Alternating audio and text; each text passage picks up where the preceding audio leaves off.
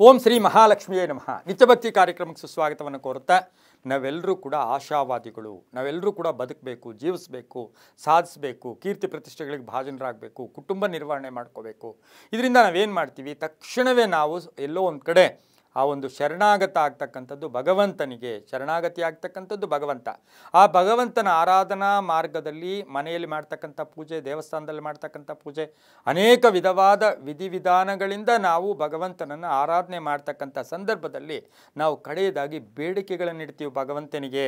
ಭಿನ್ನಹ ಅಂತೀವಿ, ಬೇಡಿಕೆ ಅಂತೀವಿ, ಪ್ರಾರ್ಥನೆ ಅಂತೀವಿ, ಅಥವಾ ನಾವು ಏನೋ ಒಂದು ಕಡೆ ಶರಣಾಗತಿಯಿಂದ ನಾವು ಕೇಳ್ಕೋತೀವಿ. ಅಂತಹ ಬೇಡಿಕೆ, ಭಿನ್ನಹ ಇವುಗಳಲ್ಲೂ ಕೂಡ ಇವತ್ತು ನಾವು ಜಾಗೃತಿಯಾಗಿರಬೇಕು.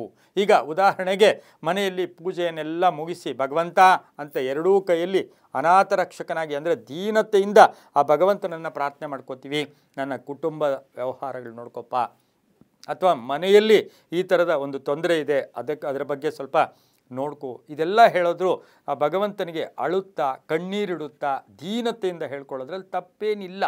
ಆದರೆ ಇವತ್ತಿನ ದಿನ ನಾವೇನು ಹೇಳಿದ್ದೀವಿ ಅಂದರೆ, ಬೇಡಿಕೆಗಳಲ್ಲಿ 3 ವಿಧ. ಒಂದು, ಸ್ವಂತಕ್ಕಾಗಿ ಬೇಡಿಕೆ, ನನಗೆ ದುಡ್ಡು ಬೇಕು, ನನ್ನ ಆಸ್ತಿ, ನನ್ನ ಕೈ ಕಾಲು, ನನ್ನ ಆರೋಗ್ಯ ನನಗೆ ಚೆನ್ನಾಗಿರ್ಬೇಕು, ಇದೊಂದು ಬೇಡಿಕೆ. 2, ಕುಟುಂಬ ವರ್ಗದ ಬೇಡಿಕೆ, ಮಕ್ಕಳು, ಕುಟುಂಬ, ಜೀವನ ಎಲ್ಲದರ ಬಗ್ಗೆ ಅದೊಂದು ಬೇಡಿಕೆ. 3ನೇ ಬೇಡಿಕೆ ಇದೆ ಅಲ್ವಾ, ಸಮಾಜ. ಈ ಸಮಾಜ ಚೆನ್ನಾಗಿರಬೇಕು, ಅದರಲ್ಲಿ ನಾನಿರಬೇಕು, ಸಮಾಜಕ್ಕೆ ಒಳ್ಳೇದು ಮಾಡು, ದೇಶಕ್ಕೆ ಒಳ್ಳೇದು ಮಾಡು, ಪ್ರಧಾನಿಗೆ ಒಳ್ಳೇದು ಮಾಡು, ಮುಖ್ಯಮಂತ್ರಿಗೆ ಒಳ್ಳೇದು ಮಾಡು, ದೇಶಕ್ಕೆ ಒಳ್ಳೇದು ಮಾಡು, ಸಮಾಜಕ್ಕೆ ಒಳ್ಳೆ ಮಳೆ ಬರಲಿ, ಇದೊಂದು 3ನೇ ಬೇಡಿಕೆ. ಇವೆಲ್ಲವನ್ನ ಬಿಟ್ಟು ಮತ್ತೊಂದು ಬೇಡಿಕೆ ಇದೆ, ಬೇರೆಯವರ ವಿಚಾರವಾಗಿ, ಶತ್ರುಗಳ ವಿಚಾರವಾಗಿ ನಾವು ಅವರ ಹೆಸರು ಹೇಳಿ ಅಥವಾ ಅವರನ್ನು ಸ್ಮರಣೆ ಮಾಡಿಕೊಂಡು ಅವರಿಗೆ ತೊಂದರೆ ಕೊಡು, ಅವರಿಗೆ ಕಷ್ಟ ಕೊಡು, ಈ ರೀತಿ ಬೇಡ್ಕೊಂಡಾಗ ಅದು ಆ ಪ್ರಾರ್ಥನೆ, ಅಲ್ಲಿರ್ತಕ್ಕಂಥ ಪೂಜೆ ಅದು ಫಲಿಸೋದಿಲ್ಲ. ಇಲ್ಲಿ ಬಹುಮುಖ್ಯವಾಗಿ ಏನು ಹೇಳ್ತೀವಿ, ದುಷ್ಟ ಆಲೋಚನೆಗಳು ಬೇಡ, ದುಷ್ಟ ಜನರ ಸ್ಮರಣೆ ಬೇಡ, ದುಷ್ಟ ಜನರ ವಿಚಾರವಾಗಿ ಭಗವಂತನಿಗೆ ಹೇಳಲೇಬೇಡಿ. ನನಗೆ ಯಾರೋ ನನ್ನ ಮೇಲೆ ಕೋರ್ಟಲ್ಲಿ ಕೇಸ್ ಹಾಕಿದ್ದಾನೆ ನೋಡಪ್ಪ, ಅದನ್ನಷ್ಟು ಕಾಪಾಡು, ಬೇಡ, ಭಗವಂತ ನೀನು ನನಗೆ ಆಶೀರ್ವಾದ ಮಾಡಿ, ನನ್ನ ಜೊತೆಯಲ್ಲಿರು, ನನಗೆ ಶಕ್ತಿ ಕೊಡು, ನನಗೆ ಬುದ್ಧಿ ಕೊಡು, ನನ್ನ ಧರ್ಮ ಕರ್ಮಗಳನ್ನು ನೀನು ನೋಡ್ಕೊ ಅಷ್ಟೇ. ನಾವು ಬಹುದೊಡ್ಡ ತಪ್ಪು ಮಾಡ್ತಕ್ಕಂಥದ್ದು, ದೇವಸ್ಥಾನಗಳಿಗೆ ಹೋದಾಗ ಅಥವಾ ದೇವರ ಹತ್ರ ಪ್ರಾರ್ಥನೆ ಮಾಡ್ಕೊಂಡು ನನಗೆ ಯಾರೋ ಹಣ ಕೊಡಬೇಕು, ಅವ್ನು ಕೊಡ್ತಾ ಇಲ್ಲ, ಕೊಡಿಸ್ಕೊಡು, ಅಥವಾ ನನ್ನ ಮೇಲೆ ಅವ್ನು ಕೋಪ ಮಾಡ್ಕೊಂಡಿದ್ದಾನೆ, ಅವನಿಗೇನಾದರೂ ಚಿತ್ರಹಿಂಸೆ ಮಾಡು, ಅವನಿಗೆ ಶಿಕ್ಷೆ ಕೊಡು, ಇವೆಲ್ಲ ಕೇಳಲೇಬಾರ್ದು.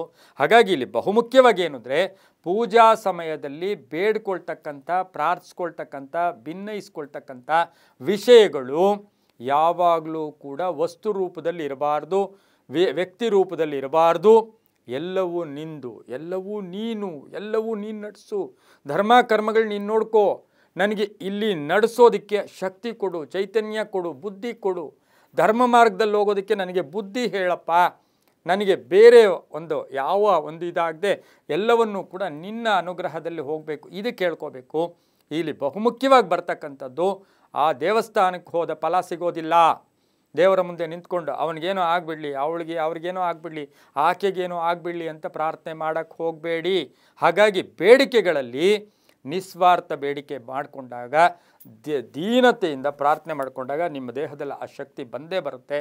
ಎಲ್ಲವೂ ನಂಬಿಕೆಯ ಆಧಾರ. ಇಲ್ಲಿ ಸಮಯ ವ್ಯರ್ಥ ಆಗಬಾರ್ದು. ಇಲ್ಲಿಂದ ದೇವಸ್ಥಾನ, ಯಾವುದೋ ದೇವಸ್ಥಾನಕ್ಕೆ ಹೋಗ್ತೀರಾ, ಅಲ್ಲಿ ನಮಸ್ಕಾರ ಮಾಡ್ಕೊಂಡು ನಮ್ಮ ಪಕ್ಕದ ಮನೆ ಒಂದು ತೊಂದರೆ ಕೊಡ್ತಾವನು, ಅವ್ನು ಸ್ವಲ್ಪ ಹೇಳಪ್ಪ, ಆ ವಿಷಯನೇ ಬೇಡ, ನನಗೆ ನೀನು ನಿನ್ನ ಅನುಗ್ರಹ ಇರಲಿಯಪ್ಪ, ನಿನ್ನ ಅನುಗ್ರಹ, ಈ ಕುಟುಂಬ ನಿಂದು, ನನ್ನ ಮಕ್ಕಳು ಅಂತ ಅಲ್ಲೂ ಕೂಡ ಹೇಳಬಾರ್ದು, ನನ್ನ ಮಕ್ಕಳು, ನನ್ನ ಹೆಂಡತಿ ಅಂತ ಹೇಳಬಾರ್ದು.